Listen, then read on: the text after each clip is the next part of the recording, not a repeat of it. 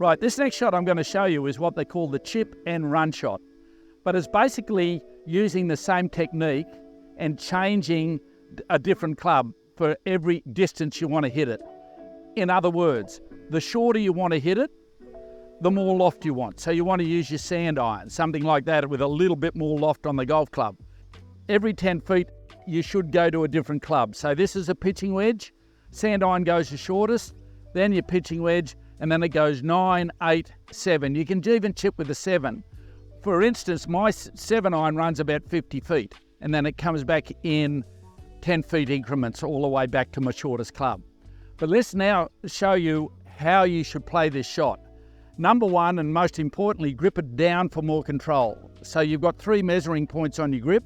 This is always on number 3. So you can see where my right hand is. It's right down just above the steel, but not on the steel. It's just down low.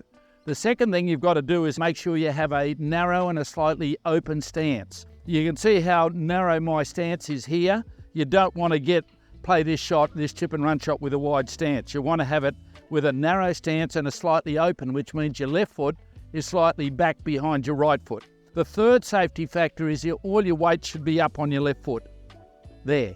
So once your weight's on your left foot, all you do is you take it back to knee height, which is here, and through to knee height, which is there, with no wrist break.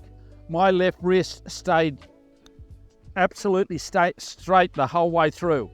Keeping that left wrist very, very straight all the way through is absolutely imperative. The worst thing you can do when you chip is what they call flip the right hand into it. So if you flip with the right hand, you hit the top part of the ball, you'll scull it across the green. It's very, very important. So let me run through it again. Down for more control. Narrow stance, so your feet nice and close with your left foot slightly back behind your right foot, which is called an open stance. All your weight should be up on your left foot.